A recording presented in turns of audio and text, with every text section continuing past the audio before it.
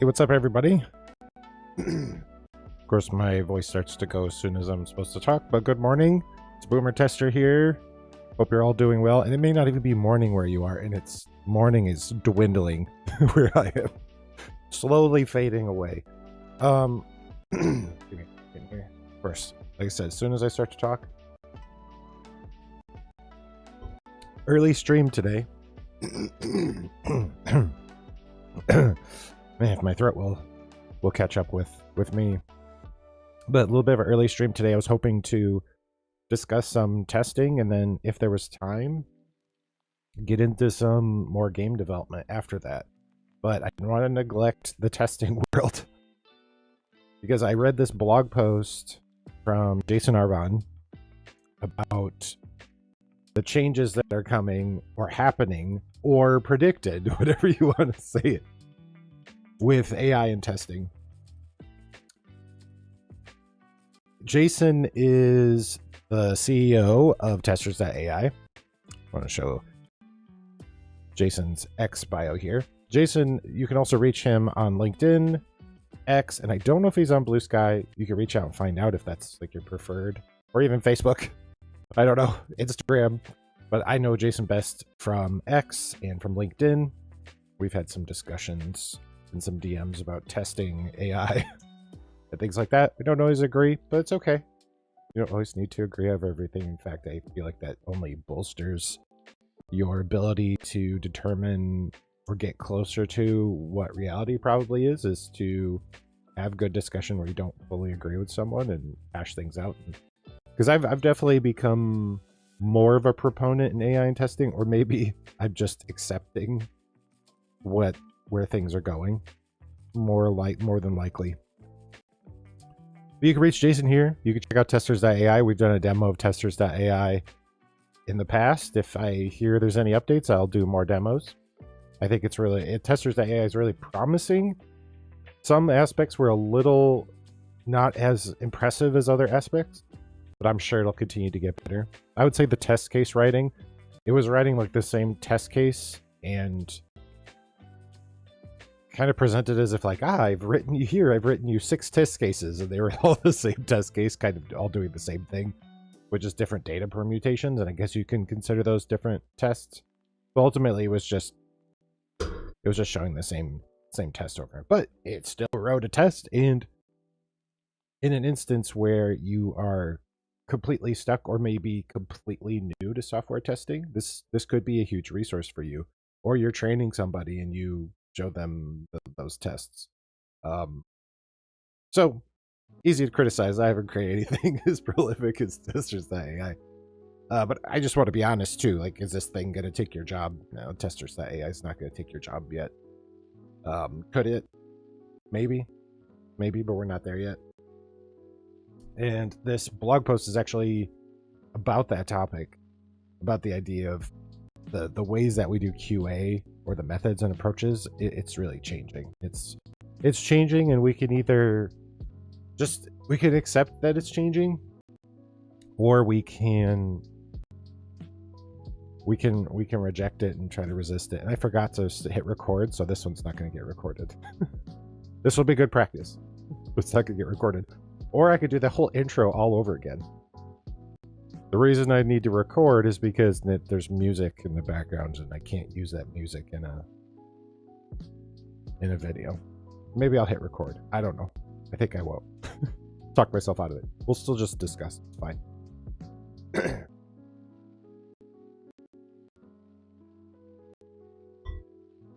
So we'll jump into this. If you're out there lurking, appreciate you. Hope you're doing well. If you're watching this later on YouTube or Twitch, though most people don't watch old videos on Twitch, our previous live streams, I'd say, are VODs. So you're probably on YouTube if you're watching this later. I appreciate you. Let's go. Here we go. Is this gonna be big enough? I don't want text for ants. We could blow this up. We could go as large as we want here. There are no limits. There are no limits to what we can do. Except for keeping my voice clear. I swear, as soon as I start talking on stream.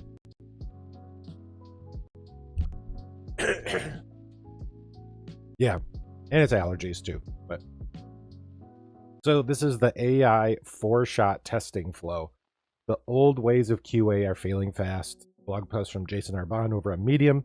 Again, you can go make it as large as Frank's 2000-inch TV, please. Yo, what's up, Philo? Really good to see you, isn't it? Wait, I'm really bad about time zone. Why is it showing chat? What's up with that? There we go. Let's say WTH. That chat will block this a little bit. So maybe, there we go. Perfection. Perfection. It's going to be big enough for people to read. Yeah, thanks. This is one of my favorites. It's one of my staples. Maybe, I don't know, maybe I will start recording. No, I'm not. I'm not going to record and turn this into a YouTube video. I refuse. Because I've already failed. I already forgot to hit record. I need to put a sticky on the monitor or something. But how are you doing today? What time is it? Or roughly what time is it?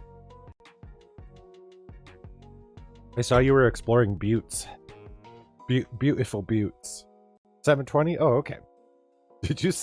You don't need to tell me. Did you stay up all night? Is this like a continuation of your day?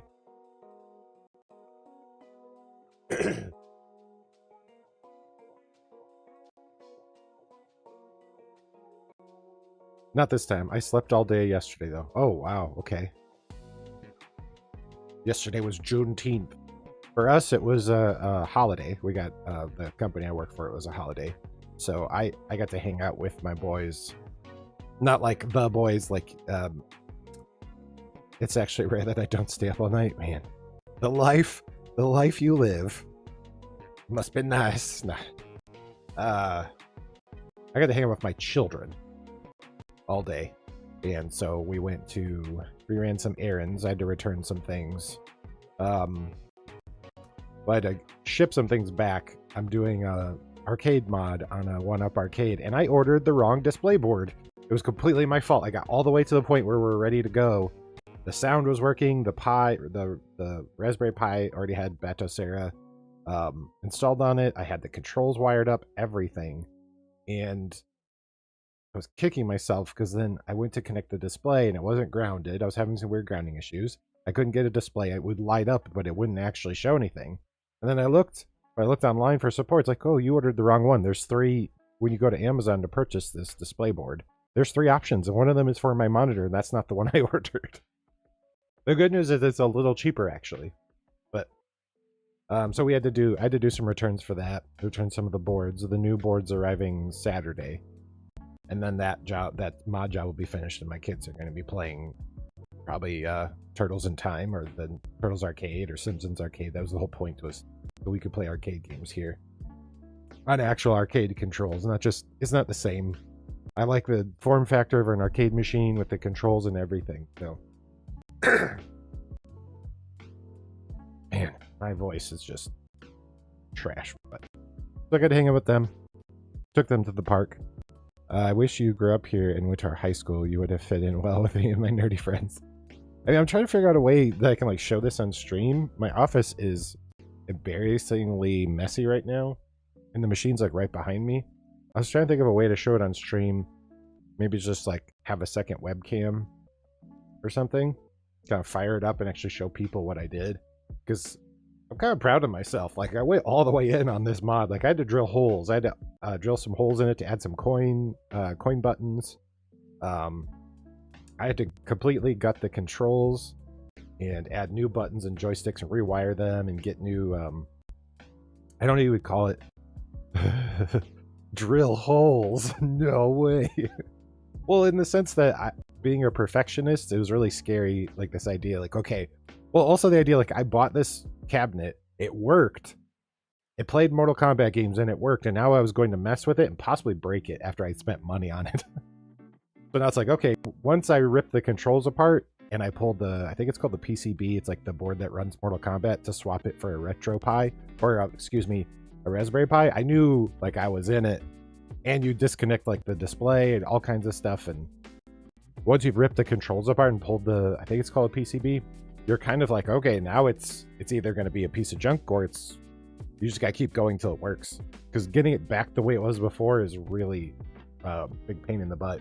And I broke one of the original buttons. I was replacing all the buttons with new ones, but so it was kind of one of those things that was a little scary.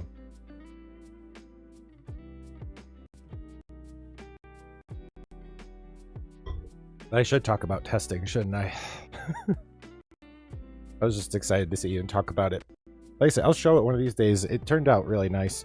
Maybe I can just show a picture. Oh yeah, I posted on X.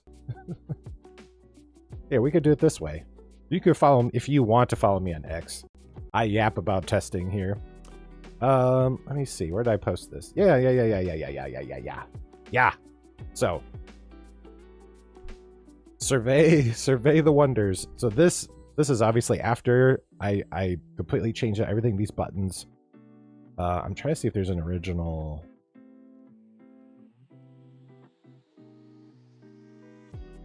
So you can see what the original looks like.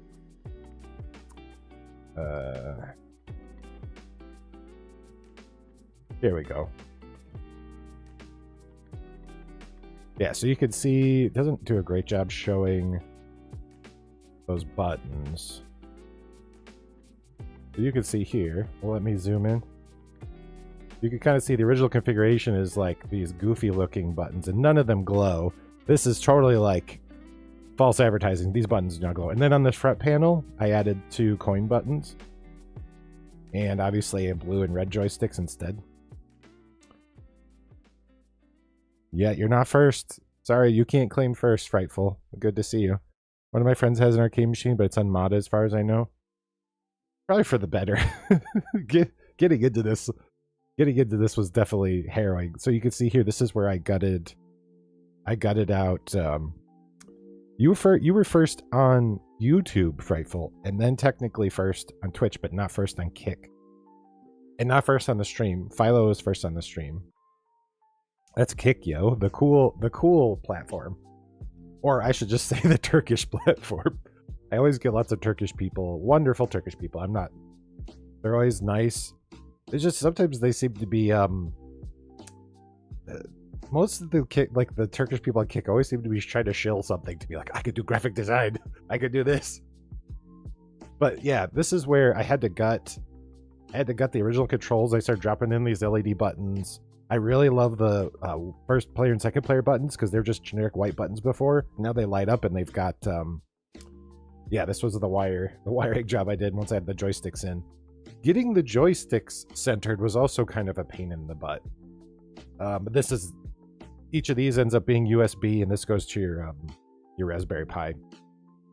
Because then the Raspberry Pi becomes the brain instead of the PCB or whatever board for Mortal Kombat. And then they turn out like this. These beautiful glowing LED backlit buttons, including my favorite, I think, is, and then down here you can't see it. There's two coin buttons. I was lurking on YouTube. I chose to check here because I have my emotes. Yeah, those emotes are so cool. Oh my gosh, Nemo. Oh, and Alucard. And the Contra guys. Kirby, Little Nemo. The game slaps. Like, it's a good game if you haven't played it. And the, I guess you call it an anime movie, is actually quite good. We're digressing when we should be talking about software testing. I just wanted to show this at my embarrassingly messy office that this was taken in, but this is literally right here by me. I'm patting it with my hands. But we're almost done. I just have to get the new display board in, and then this project. Thank goodness this project is finished. And then my kids will be so happy. The other cool thing too, since it's a RetroPie, like if I want to play with them and they're both on the controls, I could just plug a controller in to the RetroPie, or the Raspberry Pi. I'm not using RetroPie either. I'm using Batocera as the operating system because I just heard that it's superior to RetroPie. But yeah, this was something fun, and something I was wanting to recreate the arcade experience for my kids because we had so much fun on my birthday. We went to, which was back in May, but we went to it's like a burger place that's also a retro arcade, but all the games are set to free play. as long as you're in there. And they've got cup holders and stuff. And my boys, which are, my oldest is 3, it's 7 and 3. They just loved it, and we had so much fun. I was like, I want this at home. So that's what the whole arcade thing was, is just wanting to and my oldest has been helping me with this project too. So he helped me hold some of the boards down while I screwed them in, and we talked about what I was doing at each step. And obviously too, I added speakers, and speakers are much better than the factory speakers that come with these arcades. You got to think, for those that don't know, 1UP Arcade, they're like the IKEA furniture of home arcades, because it's really, the whole thing is that it's not full scale. It's meant to be like what would you call this? It's not full scale, and that's by design. It's actually designed to be scaled down so that it takes up less space, and so it takes up less space and is easier to move. These are way easier to move than a real cabinet. My parents used to own an arcade, and we had to move cabinets around. It was a big pain. They're heavy. These are light because there's barely anything in them. In my voice. But we should get to talking about testing, right?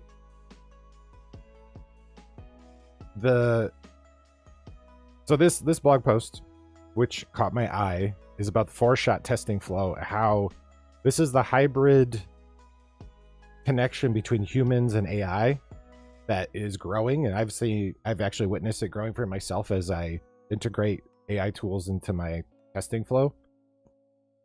I feel like because I have chat, I should bump this down one more, maybe.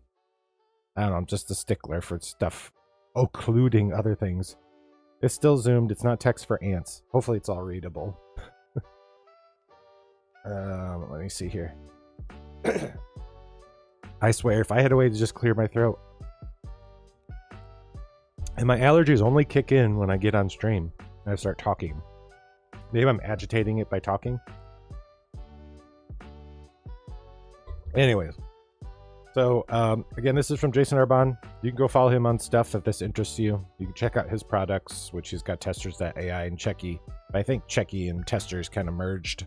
Or testers consumed Checky. Man. Software teams are shipping faster than ever, but the classic QA model, slow cycles, manual test plans, and automation that doesn't even run until after software is shipped just can't keep up. It's true. Engineers get feedback, but too late, bugs slip into production. Users and companies pay the price. This is all true.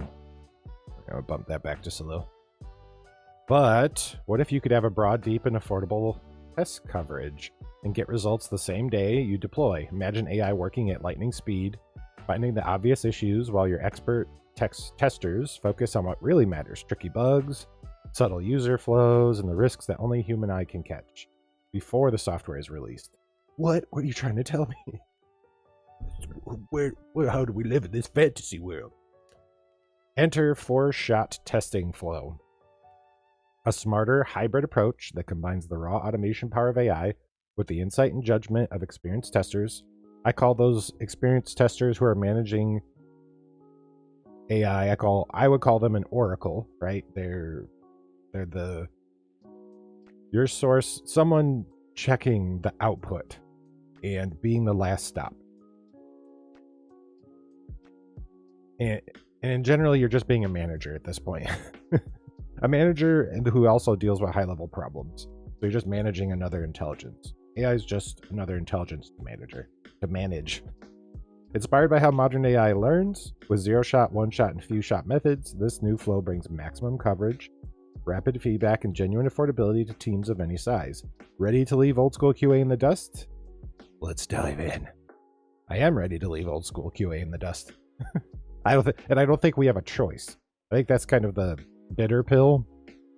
The old ways of doing this just aren't feasible anymore, as the cost and the ease of use of generative AI the cost keeps going down and the ease keeps increasing.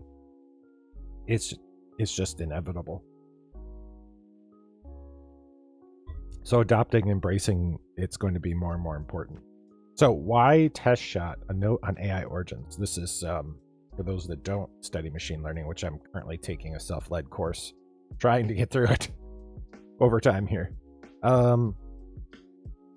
Why test shot? A note on AI origins. The X shot naming, Sub-Zero shot, 0 shot, 1 shot, 2 shot. Speaking of Sub-Zero, it's a Mortal Kombat cabinet. Comes from the world of AI and machine learning. 0 shot means that AI can act without prior training on a specific task. 1 shot and a few shot approaches involve giving the AI giving it just a little guidance. So you give it context, right? Often just 1 or 2 examples and it performs significantly better. We've borrowed this concept because AI testing agents behave the same way. They do a lot on their own, but with a little expert input, they become far more effective. This hybrid shot-based process reflects that evolution, starting with pure automation and layering it in just enough human guidance dramatically boosts testing quality and speed. And again, you think of this like managing, if you've ever managed people as a manager, you're managing intelligence. You're managing, and to make that intelligence the most successful, you need to provide context. And really, your job is often just removing things that impede people. So it's the same thing. How can you remove the things that impede this intelligence from succeeding? Now, that can seem scary and dangerous too, right? It's like a slippery slope in the sense that you could be a little fearful. It could be a fearful thing. So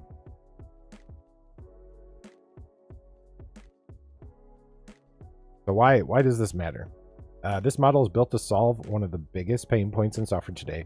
How can we test everything that matters and do it before the day ends, before the software ship? Traditional QA cycles delay feedback until the end of the sprint. Traditional, yeah, I would say there's ways without AI already to do this, and that's getting. It's like a cliche at this point, but shifting left. The idea that you involve your testing resources earlier in the software development cycle.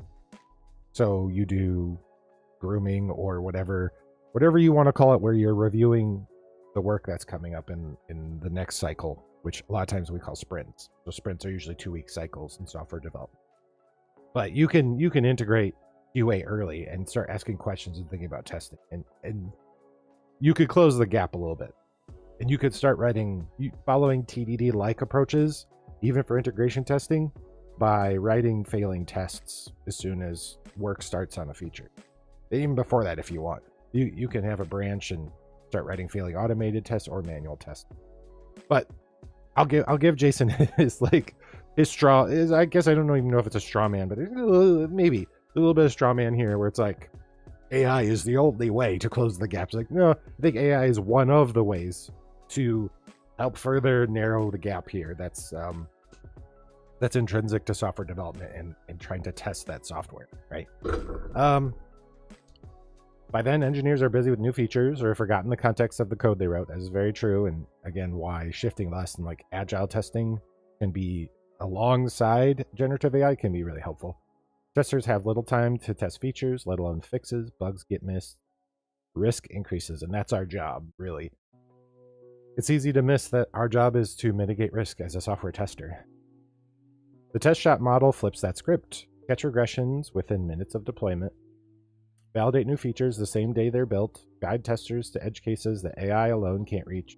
Deliver near instant return on investment without a full QA team. That's where I get worried about this stuff, is like the shareholder CEO, VP of engineering pitch. Like, you don't even need a full QA team anymore. You just need one guy running a bunch of AI. A BP oil spill. But this is where I get a little, I don't know. I get a little meh. I don't know how else to put it. Because I think your CEO has a weird voice. I guess, I don't know, I was trying to turn it into like Jesse Ventura for a second. I live in the Baja. You get yourself a tortilla and some scrambled eggs, and you have a delicious meal. But the two-party system, it's designed It's designed to keep us out, and I wouldn't vote for either of them. Sorry, it's really bad Jesse Ventura. So the 4-phase test shot process. This process blends AI automation and human insight in 4 rapidly rolling stages. And you could, again, I think you could further improve this by starting just injecting a shift left TDD like agile testing process, and then layering AI to further narrow the gap. But let's let Jason speak here. So Sub-Zero, this is early peak, 100% AI. AI runs instantly and automatically, no setup required. AI executes checks across functional, visual, usability, accessibility, and performance domains. Uses custom AI agents to simulate user behavior and feedback. What you get, broad, fast coverage before a human ever gets involved. If your AI can't do this, consider a different AI quick. Well, my AI can't do this automatically.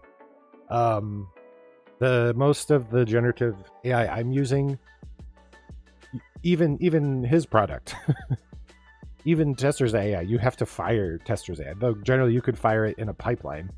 So I guess you could have this with Testers.ai. And probably writing a simple script for pick your poison of whatever generative AI you want to use. You could probably get this. I could think of ways to automate this completely for free.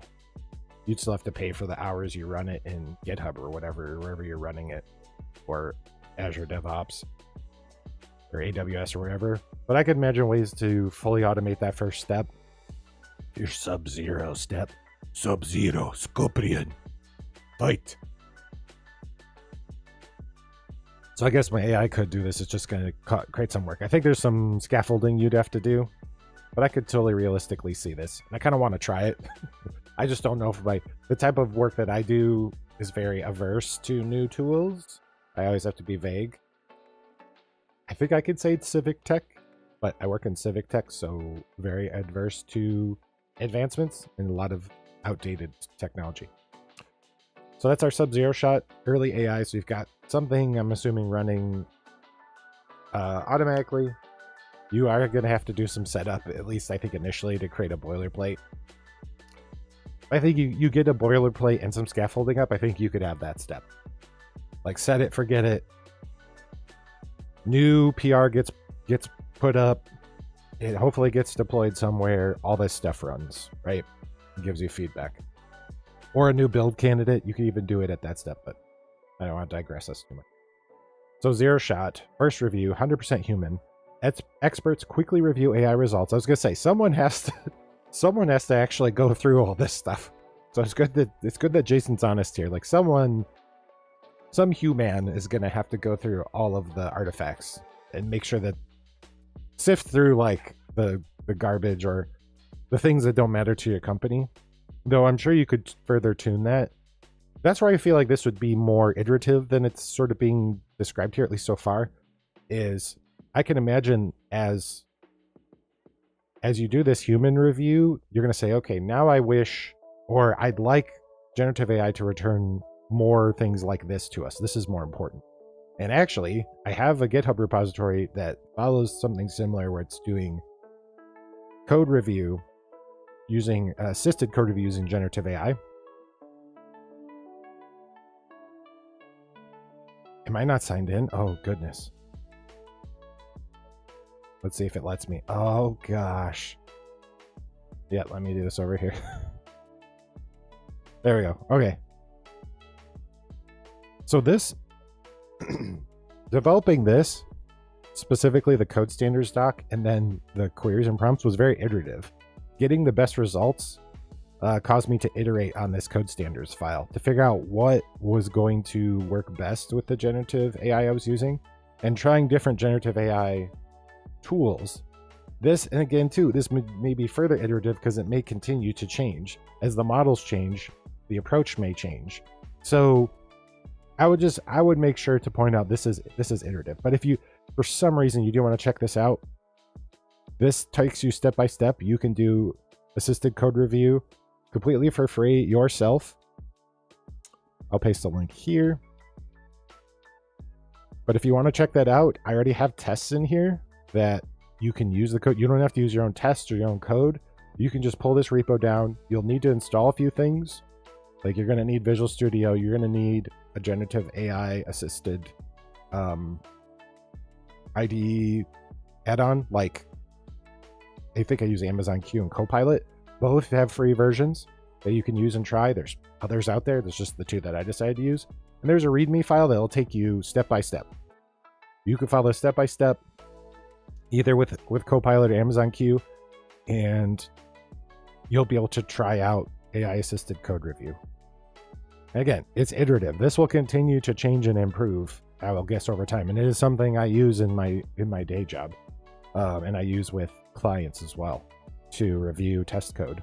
And this doesn't mean I turn my brain off.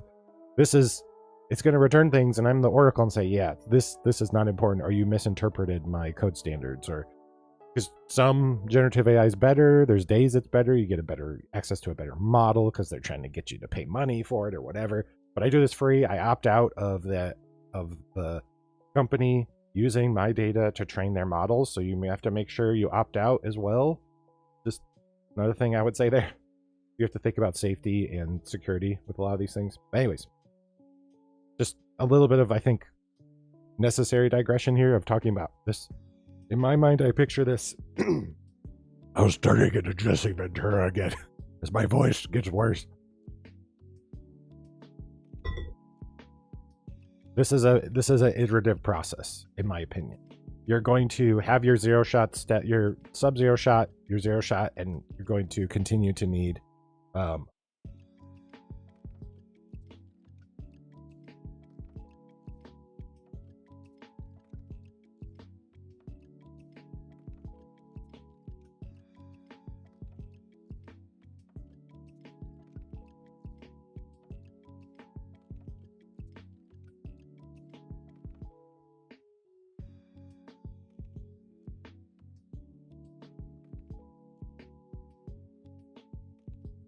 children. I lost my train of thought. One of my children came in because I don't have a door in my office. It would be nice. That's okay. So yeah, talking about this being iterative is that you're going to realize what kind of feedback is more useful in your zero shot phase. So experts, that'd be you, quickly review AI results and triage issues. They didn't have to do the testing, but it's great to have expert testers double check the AI results, identify what needs deeper investigation, check false positives or blind spots in the AI's logic, and I would say take notes and iterate. Well, you get higher confidence in the AI results fast. One shot deeper exploration, 20% AI, 80% human. And this is daily. Testers follow up on complex flows, edge cases, or nuanced bugs reported, hinted at, or suggested by the AI. Combine AI quality clues with human judgment to uncover hard-to-find issues, expand on feedback simulations with real-world experience, while you get confidence that nothing important slipped through the cracks, lots of coverage, and only spending expensive, contextually rich testing expert time on what matters. Two-shot final evaluation, 30% AI, 70% human. Final round of human plus AI testing. Validate all key workflows and new functionality. Custom testing agents are created to test for quality aspects not addressed in the last build. Custom virtual user personas are created for qualitative testing on the next build.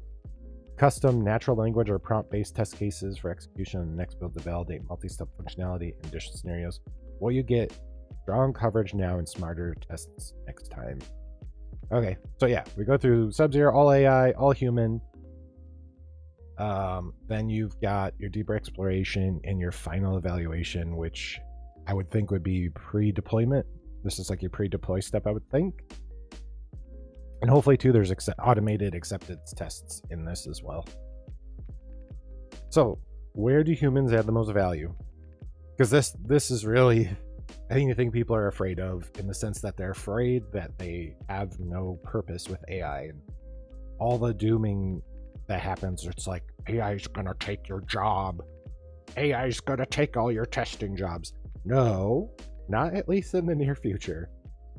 Someone who knows how to use prompt and sift through the output of AI, including code. You have to get good at interpreting someone else's code because you're probably going to be writing less code yourself. Those are the people that are going to take the testing jobs. Those are the people. Because as the pace increases, the traditional way of doing things is not going to keep up. You are going to need to provide increased value and speed. And one of the ways to do that is shifting left and then adding generative AI. Shifting left is not a part of this, but it's just my opinion, is getting deeper in the stack, being part of reviews and early grooming of stories so that you are able to start thinking about testing. And heck, you can be at a review and start dropping those stories into your generative AI. Like, okay, we need to start thinking about testing here. Help me brainstorm. And you can use generative AI as a tool for brainstorming. And again, you are the filter. The output of the generative AI hits you and you go, yep, nope, nope, yep, nope, nope. You're the cheese grater. Think of yourself as the cheese grater of wisdom. You're the cheese grater. You're the filter.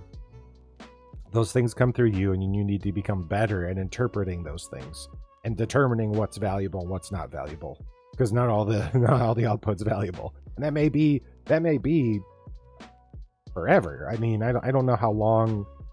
I think we're always going to need somebody to stand in the gap. Even if all development is automated, you're still going to need somebody to ultimately say this is safe, this is okay. I still further believe safety and alignment jobs are going to sort of like QA, risk, and safety and alignment are all going to become one thing if we continue to call it safety and alignment for generative models. So, where do humans add the most value? You are still valuable. You are still loved. You still have a purpose. AI agents are great at rapidly surfacing technical issues and running a wide array of functional regression and test execution. There are still essential areas where humans are irreplaceable.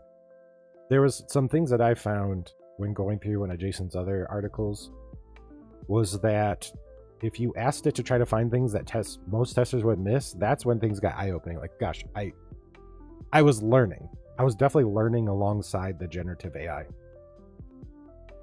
And it made me rethink the next app or project or functionality that I was testing.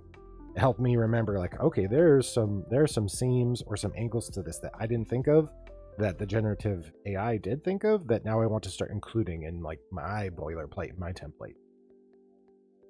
I could have blindlessly just let it test those things, but I chose to make this now a part of my boilerplate, right? I think it was a certain accessibility thing. And this is where I think the hybridization is really advantageous if you continue to grow alongside the implementation and use of the tool. So for example, at a recent testing conference, our AI flagged some insecure HTTP calls on a login page. Impressive, but it took a human tester to dig deeper and realize that those insecure calls might have exposed personally identifiable information, PII. That level of contextual risk assessment and curiosity is something only an experienced human can bring to the table today.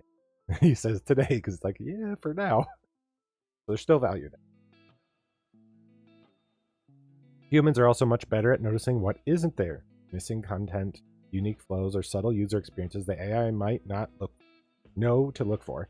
Human testers have the context to spot behaviors that are unusual, unexpected, or simply missing based on their understanding of users and business goals. Right,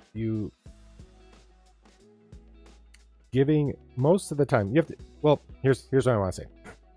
Generative AI and models are trained on data and trained to predict the most likely next token. So they're always looking for, you could almost think of like the status quo. They're trying, and sometimes they'll even hallucinate additional things to try to adhere to the status quo even further. We're humans, we're not really built that way as much, especially really talented testers. They're able to see things that are really difficult if you've just been trained all on this, kind of to establish or toe the status quo line. When it comes to reviewing AI-generated test results, humans are crucial for catching false positives and false negatives.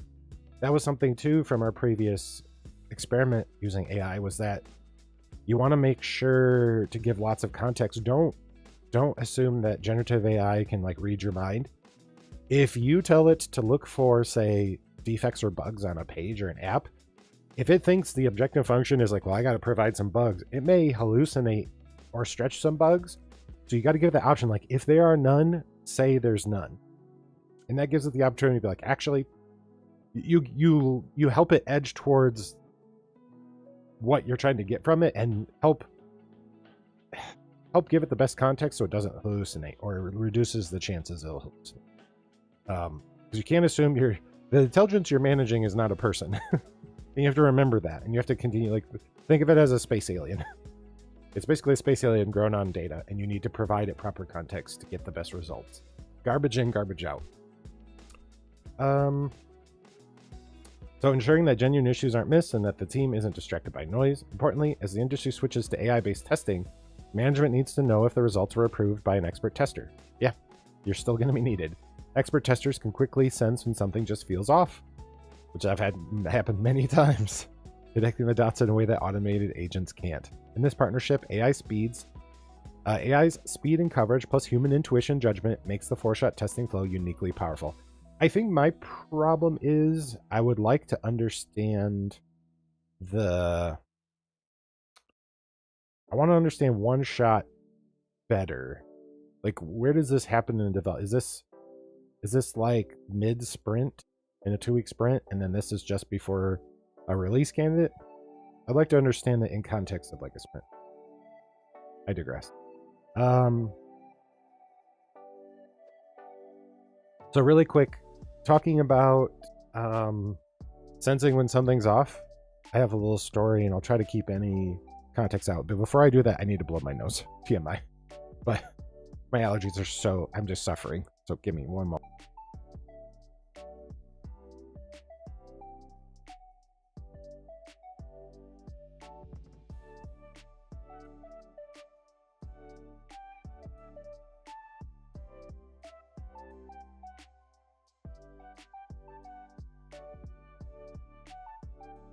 Oh, I feel so much better. It was terrible. It was just, I could feel it start to, just the allergies causing my nose to run. So we wanna leave any clues or context where someone could figure out where this was. But I was at a company in a lead type position, and I was an employee. I wasn't consulting at the time. But I was an employee, and we were completely gutting our like CMS, like our content management system for our shop, and putting completely new in that was hand coded custom implementation of a very popular CMS product. I knew we didn't have enough time to test because we knew the way the store worked before, and now we need to know that everything worked the same way. And they were making changes on the front end as well to integrate with this new platform, right? There was changes that had to happen both ways, and then through everything else, through sales, all that stuff. So I knew something was wrong, and we had a meeting, and it was a go, no go meeting. Everyone was go, go, go. And I was like, I was the one person who was like, no go. Something, I didn't have the data, but I had the intuition. And now in retrospect, I would have better data. I know I would have better data. I'd be like, here's our side by side existing functionality of previous shop. Here's our new functionality. Here's how much we know, and the risk, the percentage and the risk is too high. But back then I had less capability in collecting useful data. But instinctually, I still knew something was wrong.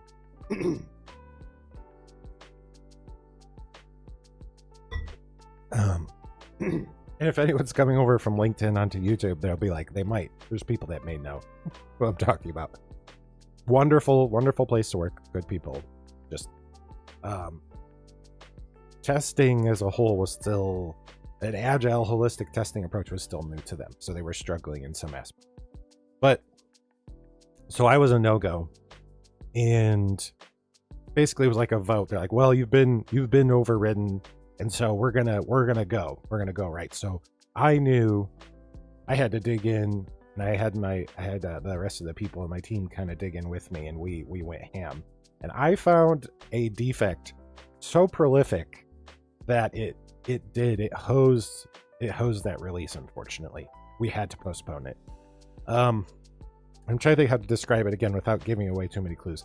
Essentially, with this defect that I found, you could go in as a brand new user off the street, brand new user to our platform, off the street, create an account, and you could get things for free within our monetized platform. I could give other users things for free. I had essentially found like some sort of admin panel as a regular user by doing certain things within the shop that weren't that hard to do.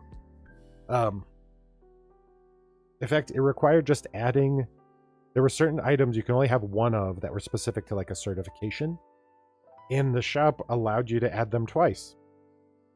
And I thought, well, that's simple. So I added it twice, and I went through, and it seemed to like corrupt my user. And then I was able to go through, and I was able to get into like an admin panel. And if I knew the username of another user, I could give them things.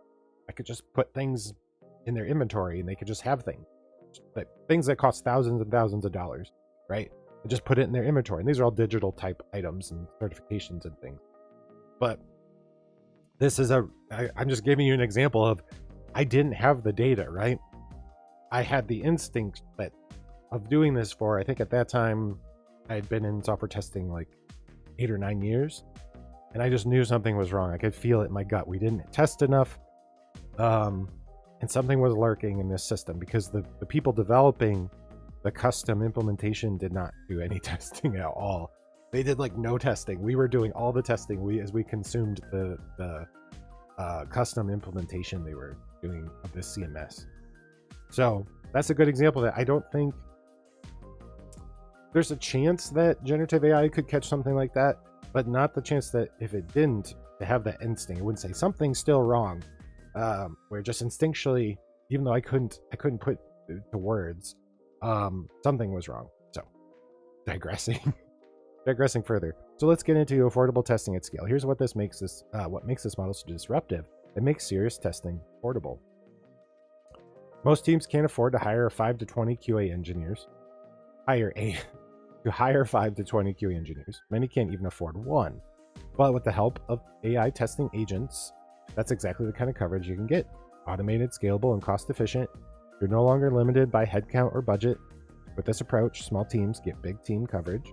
Startups can match the testing maturity of enterprises. AI handles the volume. Humans ensure the quality. So again, it's not AI taking your job. It's someone who knows how to leverage these tools, unfortunately, taking someone's job.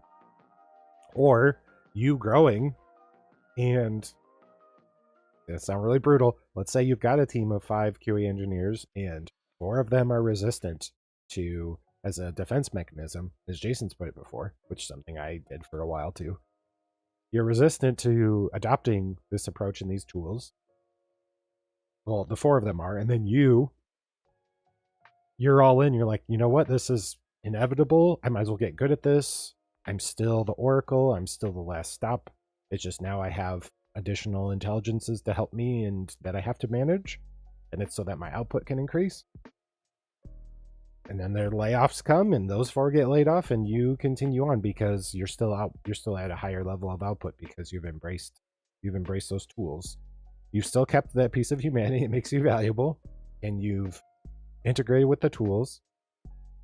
And it's one of those things. Yeah, it feels bad. It feels bad sometimes.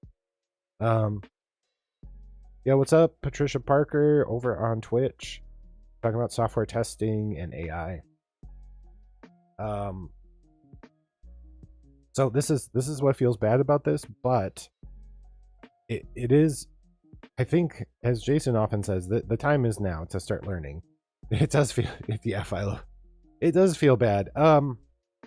But my hope with something like this, if I help one software tester be brave enough to at least try, like just try. There's no cost to just trying this out.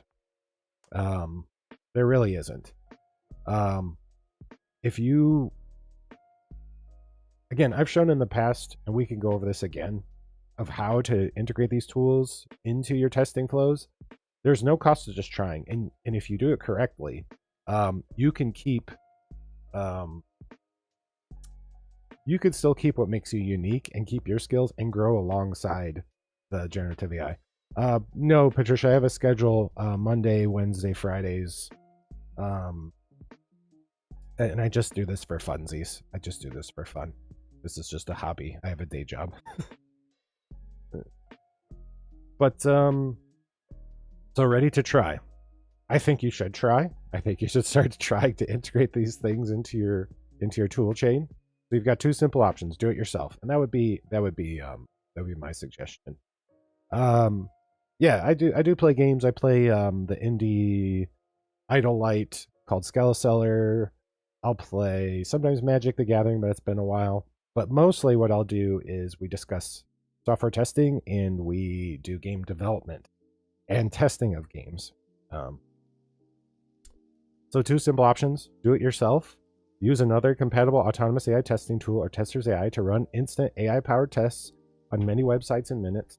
And we've done a demo of Testers AI. The other option is you can use something like ChatGPT, use the free version. You can use GitHub Copilot. You can use Amazon Q. Pick your poison there. Just find tools, and I would say use all the tools that you can. Try them all out and see which one works best for you. Give the AI test results, and your team and engineers can execute the one-shot review quickly. No, I'm not. Thank you for the follow, Patricia. Thank you. Appreciate that.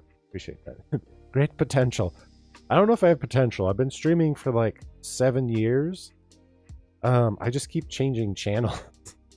I keep changing channels and content focus. So, I am from the United States. I am somewhere in Eastern Time in the United States. Let's see here. So yeah. So give the AI test results, and your team and engineers can execute the one-shot review and exploration and two-shot stage by quickly adding more AI-based testing coverage. Hint: if your AI tool looks familiar, it's not AI first or all that useful in this mode. And this is where he's going to sell his integration with IceCube or Iceberg QA. Let the experts handle it. Go to icebergqa.com and have real testing experts and familiar with the latest AI run in the full phase four-phase test shot model for you.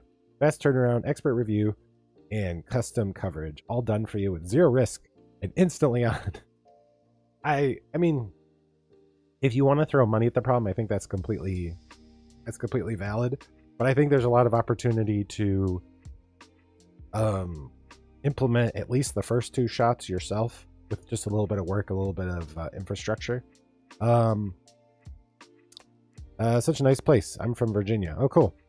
If you don't mind, can I suggest you something? Sure, you can. Don't take this wrong. I think I know where this is going. This conversation reflects a lot of conversations that I've had. One, I'm having through next. Yeah, I know you do. I know you work on logos.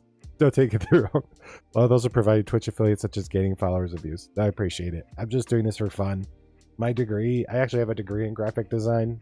I just don't really put much effort in this because it's just for fun. So, but I appreciate it.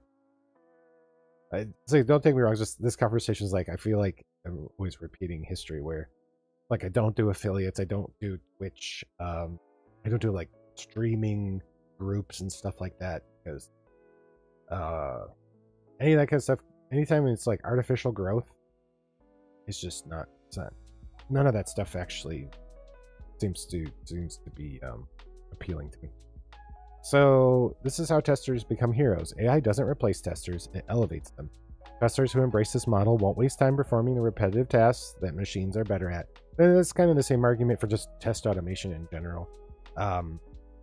It's just, there's been a lot of pitfalls or foibles or anti-patterns that have caused test automation, I think, to struggle in software because people have tried to automate everything and they don't take the approach of, well, there's this big push. There there's this big push to like replace manual testers with test automation, and the realistic approach is more similar to what Jason's describing here for generative AI, is the idea that you have generative AI do the things that it's good at, and you have test automation do the things that it's good at, and still have people do the things they're good at, human. They become managers of virtual teams. That's what I was just talking about. You are managing intelligence of AI-powered agents, take credit for massive improvements in coverage, and focus on the complex contextual thinking that management actually values. They'll be seen as forward-thinking, efficient, and critical to release velocity and speeding up ship cycles. And that team of 5, and you're the only one who embraces the tools, you're the one that probably keeps going. And the other ones are, unfortunately, the other people are left in the dust. This is your chance to get ahead of the curve. I agree. So start now. Use AI to scale your impact and prove the true value of testing. Welcome to the testing in the age of AI. Welcome, brother, to testing in the age of AI. You know, in Bohemian Grove, they had AI testing agents already. That was a blog post by Jason Arbon. Again, I'll post a link in chat if y'all want to read this. Yeah, and please don't take offense, Patricia. I don't do affiliate services or anything. Everything's going to be organic if it happens. If it doesn't happen, then this was still a good learning experience, and I've already met some great people through this, and I get to stay in touch with great people that I already know from before, from streaming on other content types. So yeah, hopefully you don't think that I'm just not interested in affiliation and dream teams, and I think I don't have the delusion. I've got this like gnat in here I'm ready to smash, but I don't have this delusion like this could be my full-time job. It's like yeah, Philo, that's correct. And I've considered like doing solo stuff. Like I've improved a lot as a singer, mostly by doing worship at my church and leading.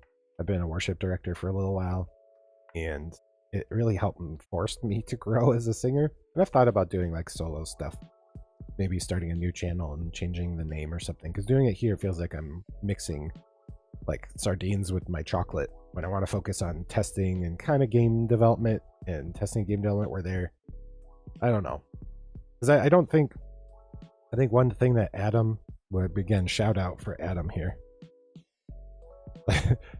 I think I shout out Adam like every stream, because Adam's just, I think in the sense that Adam's been really kind and prolific in helping me think about a lot of these things. Yeah, keeping things separate is wise. I think my variety stuff doesn't work, but I don't care. And if you have fun and find enjoyment doing variety, then don't let anyone tell you any differently. Like, just have fun creating the stuff that engages you and you enjoy. And that's the important part, in my opinion. Like, I go into this thinking, like, I may never even hit, like, affiliate in Twitch, and I don't care. Like, I kind of don't care. Like, if I've already gotten the joy out of it that I wanted, like meeting 4 new people that have adjacent interest in this, and like that was worth the work, I guess. I don't know, I think there's too much but anyways, Adam's been great about thinking about things like, who's your audience, you know, like who is this for when it comes to like editing a YouTube video or doing a stream. Like who am I doing this for? My goal with this is hopefully to help a tester who thinks they're going to lose their job to AI, and they're not. They just need to get empowered and equipped. Kind of accept that the tools are becoming ubiquitous and try to guide them to the best ways to approach it and use it and show them. Maybe they're afraid, like, I have no idea how to start. Like, literally, create an account for ChatGPT. This is how you can start. Create an account for GitHub if you don't already have one. Get Copilot. Tinker around. Like, give ChatGPT a screenshot of a page you're testing, as long as it doesn't contain any sensitive information, right? Ask it to look for mistakes. If it doesn't find any mistakes, have it return none. That, or have it write test cases for a page you're working on and see what you get. Have it write a test plan for you, and then you take that test plan as the oracle. You make sure it actually fits your requirements, your specifications. Now you're not starting from scratch. You're starting with a little leg up. And if you get good at prompting, you'll get better output every time. Keep a .md file with all the best prompts based on model. And maybe I'll show that someday. I'll show how I do that. That's my audience for this stuff. Is I'm hoping if I help one person, then I'll have exceeded. It was kind of like when I was doing my Skeleseller streams during NextFest. I was like, if I got one more person to wishlist Skeleseller for my friend, then I've succeeded, and I did. It's about like setting these small achievable goals and being okay if you don't hit them, but being realistic too. Like the realism is that I know almost for a fact the chances of this ever becoming like matching my day job income is so astronomically unrealistic. And to do things like affiliation things and like stream teams and, oh, we'll all watch your stream. It's like, well, that's all artificial. You're not watching my stream because you actually you're not watching my stream because you actually are engaged in the content and want to be part of the community. You're doing it because you know then I'll go in turn and watch your stream even though I don't care about your content or your personality or whatever. And that's just so I have no interest in that. And I'm always really surprised it's still happening. This is my rant. It's my rant about things that don't work. I mean, maybe they work to get you to like a mid-level streamer, but then it's still going to come down to the fact like to actually retain real people that are interested in you, there has to be something about you or your content. There's the luck factor, right? Like for Ninja, it was luck and time and place, right? Use Ninja, the old example everyone uses.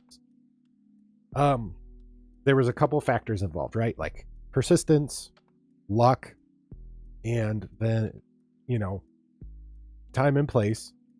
That stuff is cringe. I preach all those people away too, not to be mean, but yeah, it doesn't work. It's just not, and it's not realistic. Like the artificial, I have someone on X, I think they're trying to sell me some affiliate thing. They keep like messaging me and they just hit partner on Twitch and like, well, we could help, and they reached partner through one of these like affiliate things. But I was thinking like long term, how are you going to, if everyone that's like, let's say 90%, or let's say 75% of those people are there because you're part of some group and you're like paying them probably to sub. So those subs aren't real. It's not real income. You're paying this service and then they probably allot you a certain number of subs. So you could artificially, buff your stats so that you can get partner. But for what? You didn't get there because your content was engaging enough or your personality was engaging enough and you built a community. You're there because you paid a group that all pretended to be your community. Yeah, community is important, but they have to be common interest. Right, you can build a community that actually cares and they like you and care about your content. Like, I think Rowdy Souls was proof of that. We did nothing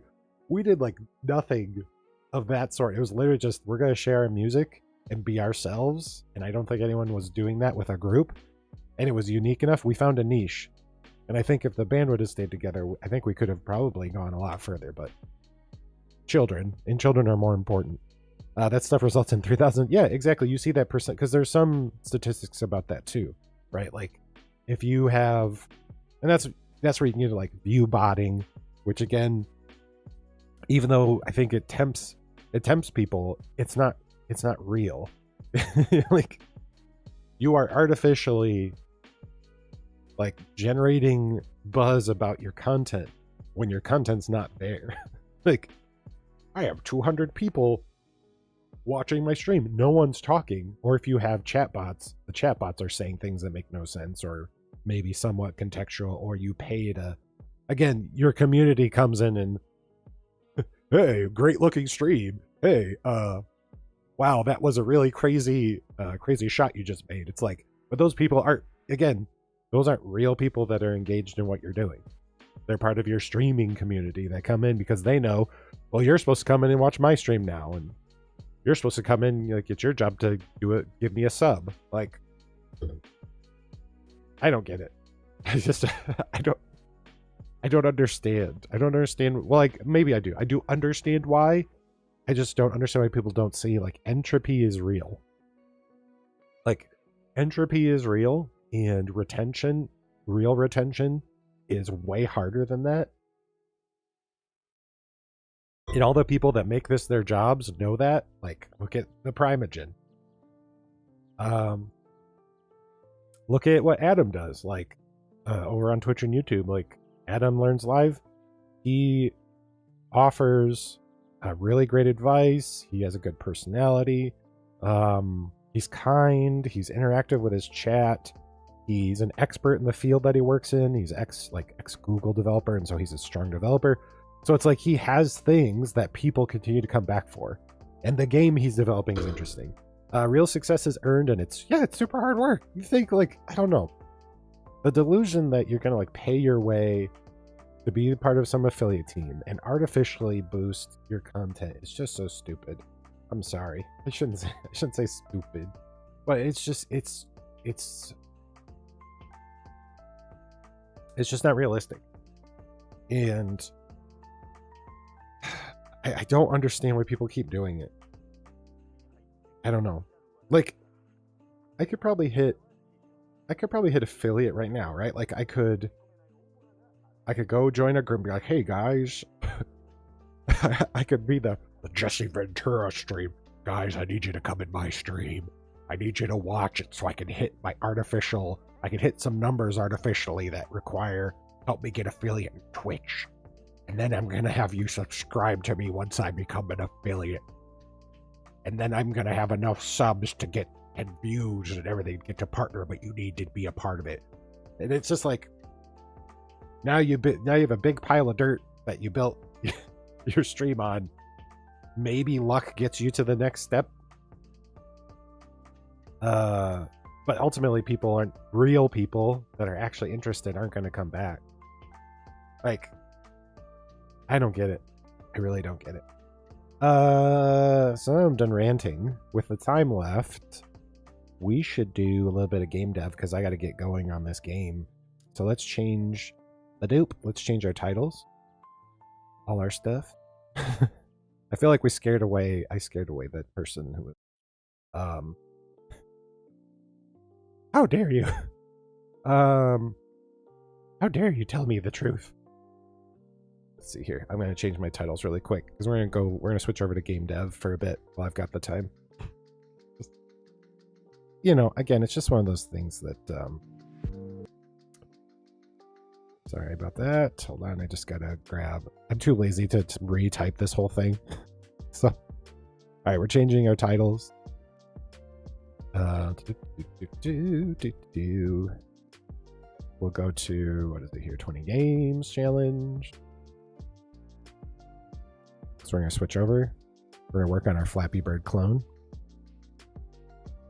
There isn't a game development. I mean, is it technically gaming? We'll just leave in science and technology.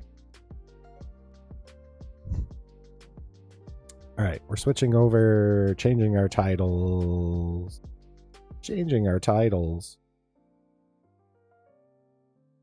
And last but not least, kick. Kick it. Let's see here. I'm smart enough. Oh, I'm still in game development. Good job, Kick. Means nobody's gonna follow me. Oh no. Okay. I think all our titles are changed. Now that I've ranted like a psychotic person.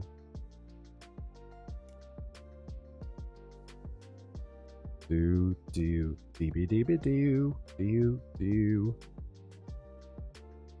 this. We're just changing up everything. Update all. There we go. Now we properly reflect. Oh my gosh. One more. I'm going to respond to you. I'm going to blow my nose again.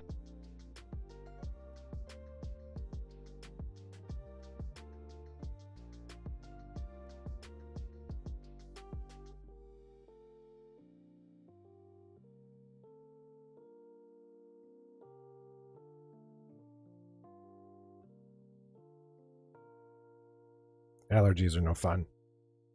Philo says, not sure if you followed Engineezy on YouTube, but he made a playable mechanical Flappy Bird? What? Hold on. Hold on. Hold.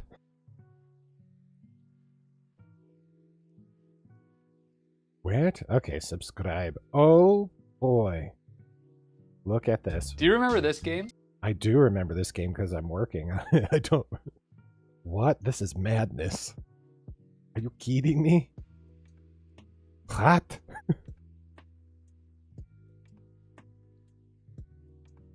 Oh wow. Oh my gosh, this looks completely insane. I'll have to watch this later. Oh gosh. That looks amazing. So, oh whoops. Here, we'll just do this.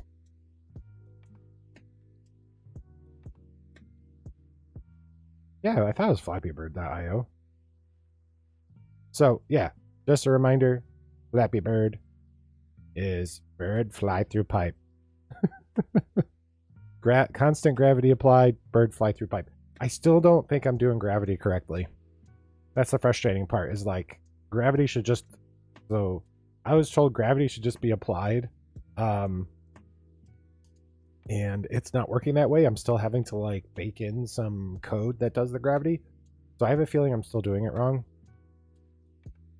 But do I want to spend the time getting it right? If it works, it works. And that's kind of where I'm at. Let's see. We'll go here. We'll open up our good.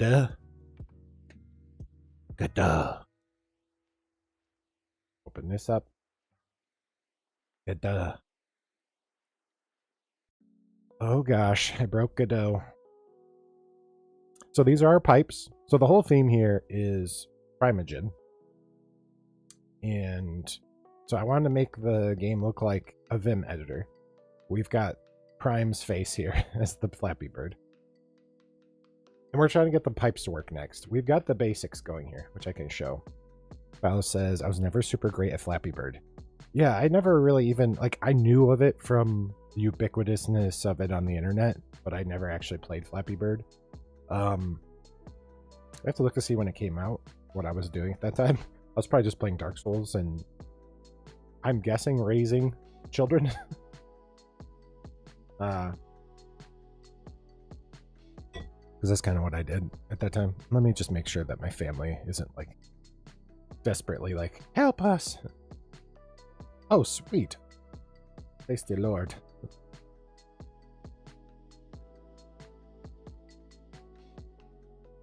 Aw, it's got a very wholesome message. How wholesome. Yeah, I think that's my thing too, Philo. I've never been a mobile phone player. Tap on screen. Yeah, I still have a problem with that, and I'm trying to like brainwash my children to only want to play games with controllers. That's why I built the arcade too. I want to be like, your hands touch this thing, beep, boop, boop, boop, boop, boop, move the joystick and stuff, and stuff happens. Not you know, we're those weird parents where like we don't allow our kids to watch YouTube either. We're just, we've gone all low tech. Ouch, my nose. Tapping things. My camera loves that. Look at that, like color and the like aperture stuff. It just became 18 and older stream. There's probably some people into fingers. I should be careful what I say here. There could be people from LinkedIn watching this. I don't think anyone from LinkedIn has still stayed at this point. They're like, once I start ranting, probably they're like, I gotta get out of here, man. This guy is not who I thought he was. He's not an expert. He's not smart. So yeah, we don't let our kids watch YouTube. Call it the brain, the brain rot. Ironically, I'm streaming to YouTube right now, but I don't let my kids watch YouTube. I don't think their developing brains are ready for it yet. Because it incentivizes getting bored and clicking on more things.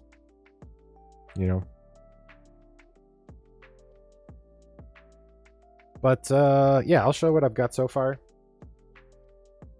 So we've got this is literally what we have, and this was way more work than I thought. So we clicky and the bird flaps. Otherwise, gravity is applied and the sprite. And then there's collision here, but it doesn't actually end. We don't have like an end game screen or anything like that. The interesting wrinkle to this, or maybe the foolish wrinkle to this, there was not a tutorial that I could find that taught you how to make Flappy Bird with Godot in GDScript. So I had ChatGPT generate a tutorial, and there's definitely some rough edges where I think it's leading me astray. But so I've been modifying that tutorial, and I'll show it to you. I've been modifying this tutorial as I go along, and I probably need to start at the top because it's having me do things I think that you shouldn't do. And one thing we have to remember is that, again, something like ChatGPT is trained on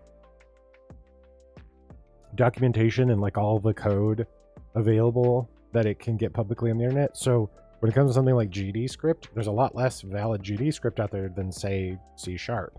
So when it comes to coding something, it's going to have less proper context and training on something like Godot, where maybe Unreal Engine or Unity it'd have a lot more information on. So this is one of the challenges there of, I'd say, using a popular and yet newer engine like this, is that you're gonna have a harder time when it comes to using generative AI. So we're trying to get these types to work. I'm not sure if I'm doing anything correctly. I've had amazing results having AI write Python scripts. Yeah, it's great at Python. Gemini usually gets it on first try, and it always amazes. Yeah, and I mean, Jason Arbon's talked about this, like certain tasks are so boilerplate that it makes sense to have generative AI do it, and other things are not so great at having it do. Like having it generate a beginner tutorial, so far I'd give it like a C. If A or S class is like the goal, I would give it a C on this tutorial so far. But it gives me something because the other tutorial I was using was for a game that's nothing like Flappy Bird. I have about 20 scripts processing photos and GPX track files from my hikes. Saves so much time. Yeah. And that's ultimately, if it's saving you time, then don't be afraid to admit that you do it, which I think is great that you are. Like some people, it's like they're afraid to admit, like I used generative AI. I'm not a real boy. It's like, it's okay. It's okay. Like toy with it. Don't lose what makes you special, and play around with it. So we're going to go to the add the background. So this is something we should do to set a background image or color, add a sprite 2D to game. So we go to our main scene. Let's do this really quick because I just want, we'll go to main, floor, main. Okay, so this is our main scene. I would like this ugly plum color to be here. So to this, we would add a sprite 2D. So we'll add a new node, a child node. Really, so use sprite 2D for this. 2D. So I think that's a non-animated, right? So this sprite 2D. Set a background image or color. Can we do that? How would you do that? It needs. This is supposed to be for beginners. Region, transform, scale skew. Where would I set a color? Ordering, no. Texture, maybe? Material, maybe? Process, no. So it needs to give a little more help here. Because this is too vague. Move it behind the player using the Z index. I know we need to do that. So how would we set a color? Is that under texture? We're gonna have to Google this, and then so this is a case where we're gonna flesh this out more, so this is useful to people. So to Google. To Google.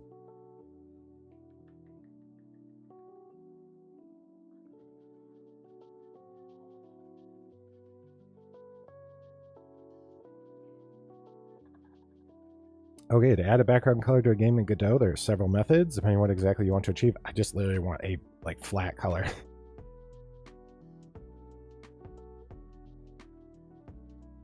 Go to the project menu and select project settings. No, not... If you want to change the background color of a specific UI element, such as the panel container, I don't think it's understanding me. No, I don't want to change this background color. I want to change the background color in my game. It's not understanding me here. Whoops.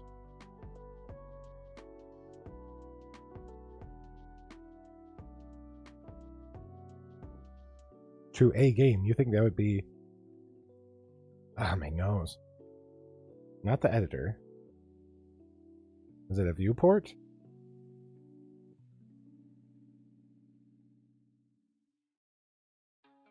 Background color is set with the environment of a viewport. Okay.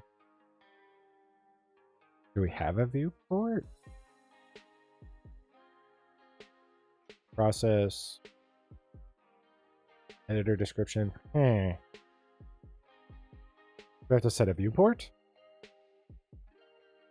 Set a custom environment to add a world environment node to your new scene. Create a new environment resource and inspector. In the environment settings, enable background and set to color. Choose your background color. That's what AI said for you. Okay, I'll try it. We'll delete our 2D node then. So it's asking, and I'll need to add this to the tutorial because the tutorial does not add a sprite 2D. So this is saying, oh gosh, I gotta open up my Kick window here. Set a custom environment. What does it mean by custom environment? Hold on. More children.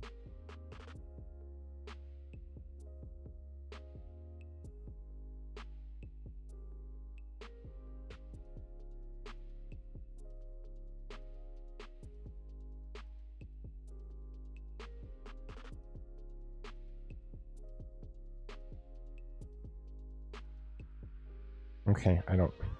Let me check my text. I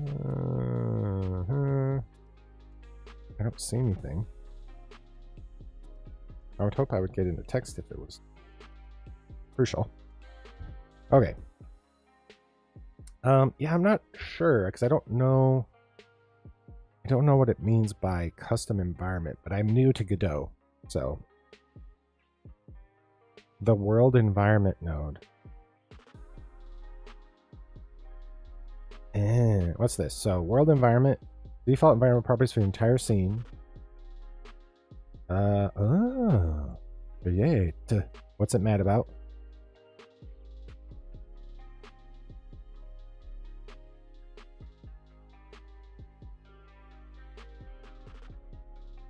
So why is it barking? To have any visible effect, world requires its environment property to contain an environment. What do you mean?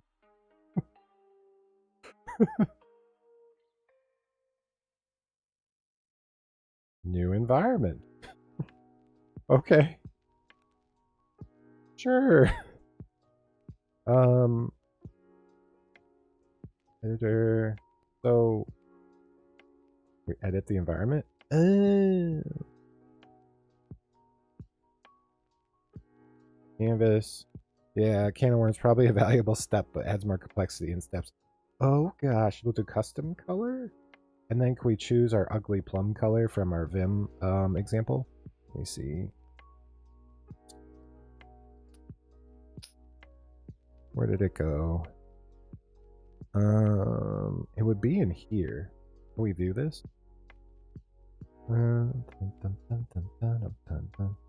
Sure, I mean, fine. Show it in the file manager. Yeah, we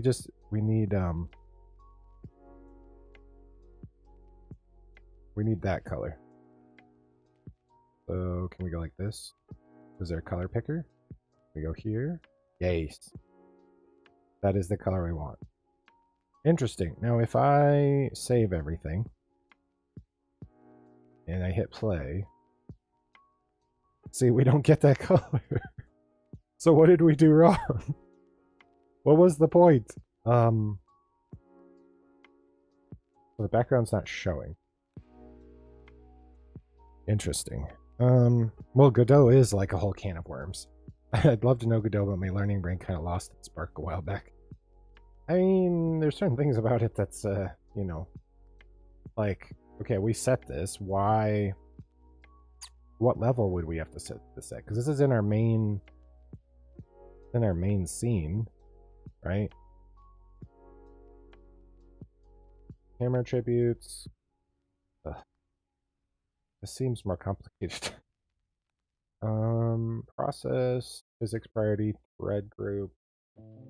This all looks like physics mode inherent. Do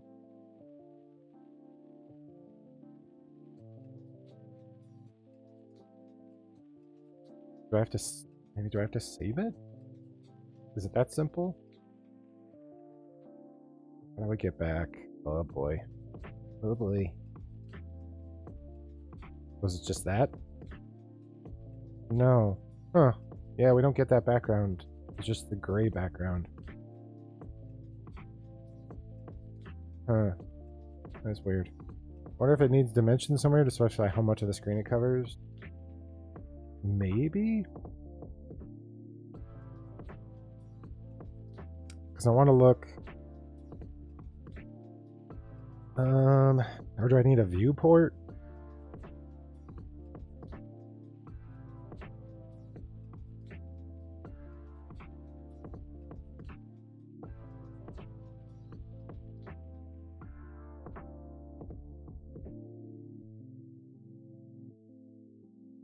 Rendering environment default clear color. Oh boy. I did not think it would be this hard to get a background color. I mean, the other thing I'm thinking of is just literally putting in a 2D sprite. Hold on.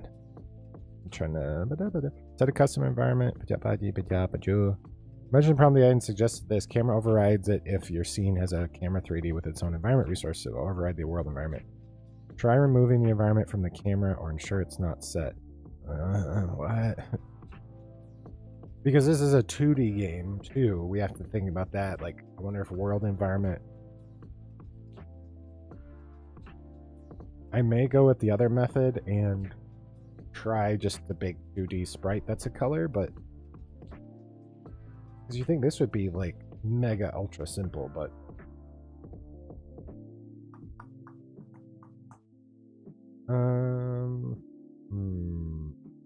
Process mode inherit. No. Priority physics, priority red group. You'd think. Sometimes I think it's more like intrinsically for the fact that you can build a cross-platform game. It has to be like this, I think. Because they make these compatible, like you can export this to mobile, to desktop, to multiple platforms. Because this is kind of the way that it reminded me of how oh my gosh, my brain is not Flutter. Like Flutter reminded me, like Flutter seemed arbitrary, but Flutter was also cross-platform. I think anytime something's cross-platform, it always appears to end up being more complex than if it's just developing for Windows or just developing for one platform, like just web. It tends to have less of this weirdness. It's kind of like you can create anything you want, but creating something simple is not simple. I might go... Oh my gosh, I hate how this keeps eating up my window here. Let's see. Let's do...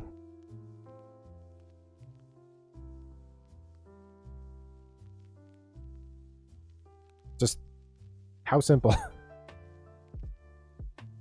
Use a panel container as a parent of a margin container and modify the panel container. You're a boomer! No, I'm not. Sorry, I missed that last one. Yo, what's up, Kenny James? Thank you for the follow.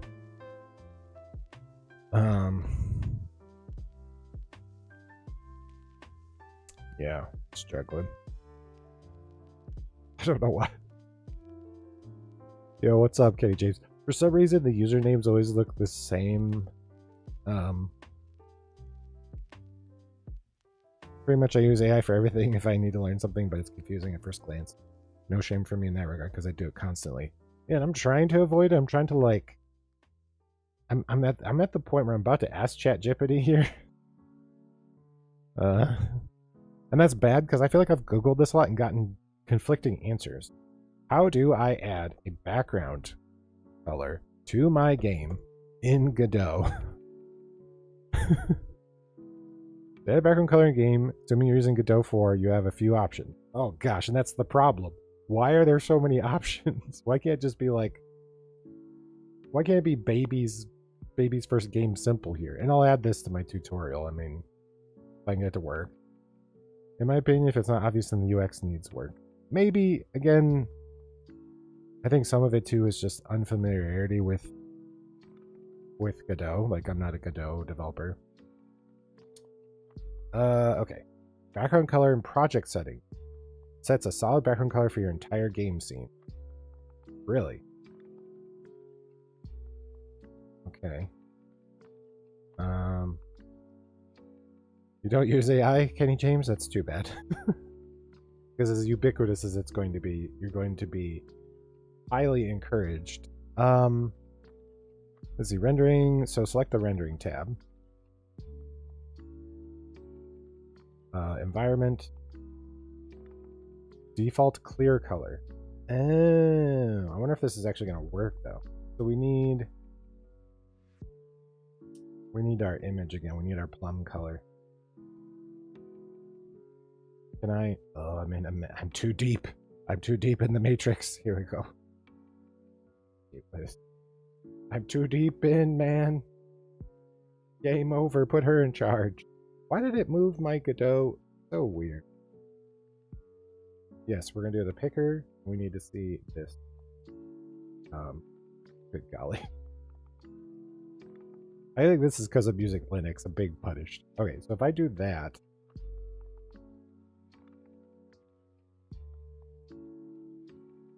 So now if I save everything and hit play. It's a different color though. Lighter. I mean, that's fine. This works. So irritated. It's fine. This is fine. Let's try to get these dang columns to work. I guess the add background color thing I'm gonna have to noodle with too.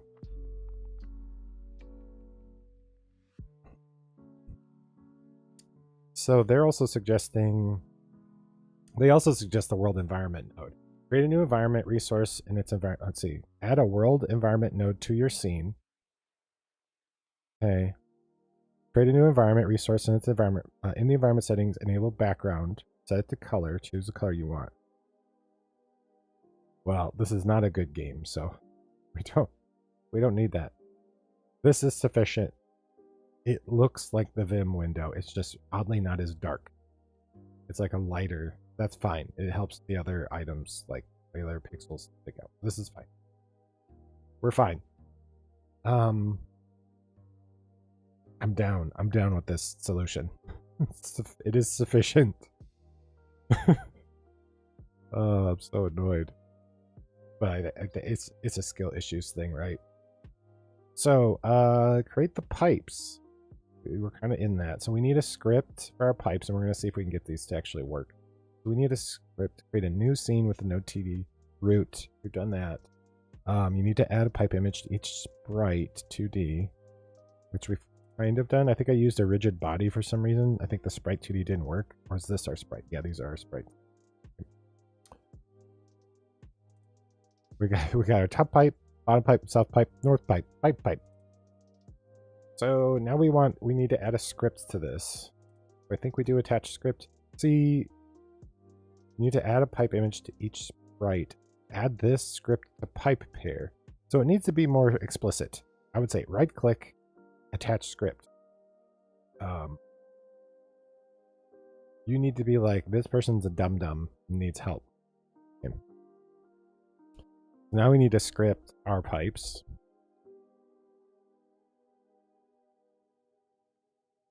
Oh my gosh, typing is hard. We're writing a function here called physics process. We are going to need a delta, which delta is time. It's mad at me because I'm not position x. So that's x coordinates. Oh my gosh. Move speed, which we already declared or configured up there. So delta again is over time. If position dot x. So basically, if it's moved off the screen,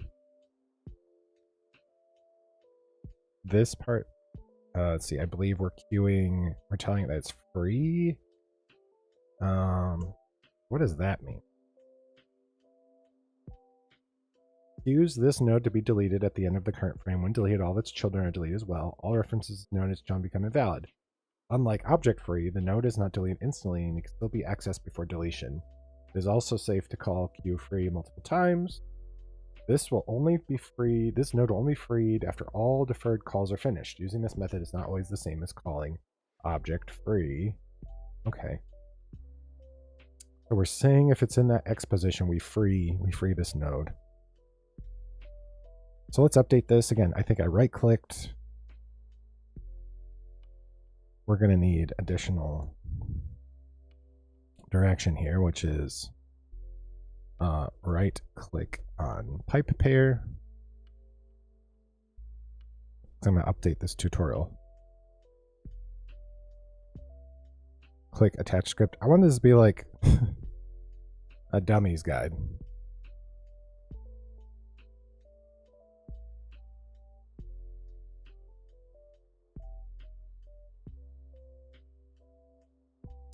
Attach script, then you're gonna hit save. Well, let's do it here. Attach script, create. You want to click create.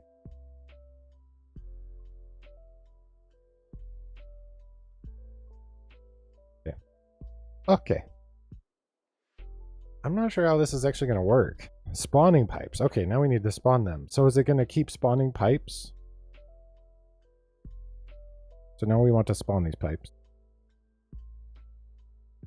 Is Godot's script language its own thing? Yeah, it's called, well, you can do C#. You can do a .NET version of this, or it's got its own scripting called GD script. I'm not recognizing the colon thing. I'm trying to think what other languages use colons like that, because I know there is. But yeah, GD script is its own thing. And I believe it is, I think Python is the closest language, if I remember. It's Pythonic. Let me, because it looks Pythonic to me, but.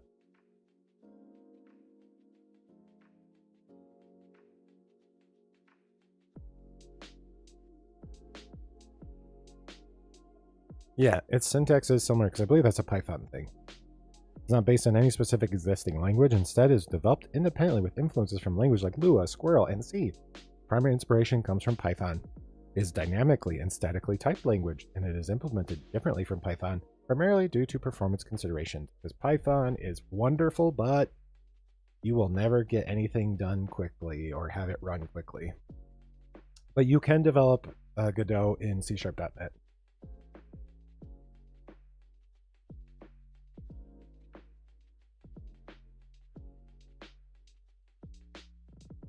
All right, we got our background image. We've got this. Now we're gonna spawn pipes in the game scene. Add a timer. Okay. Which is our main scene. Did it change? So they called it game. Ours is called main. That's fine. It's fine. I'm still getting used to finding stuff there. Oop. Okay. Add a new. Let's see. Let's actually get spawning pipes in the game scene. Add a timer node. What do we want to call it? Because I've got a couple timers. Is that our pipe timer? Set wait time. 2 seconds. Set to 2 seconds. Auto start on. Oop. One shot off. So it said stay off. Connect the timeout signal to game.gd. How do you do that?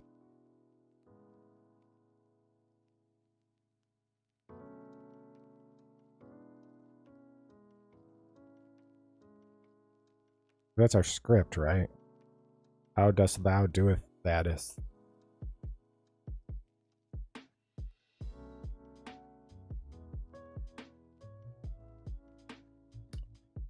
I don't know how to do that, and I'm out of time anyways. We made so much progress. Actually, I think we did. I'm being facetious. But I do have to go. I gotta check on I gotta check on my family because whoops. I know what I'm doing. Because whenever I go to do anything like this, something always happens with my family. And it's okay. But you too. Thank you, Philo. Thanks, Kenny James. Who else was chatting in here? Frightful, I know you're probably long gone. Trisha Parker, who probably isn't following me anymore after my rant about affiliate groups and stuff like that. But have a great weekend, everyone. Treat yourselves well. Eat your vegetables. Take your vitamins. Go out.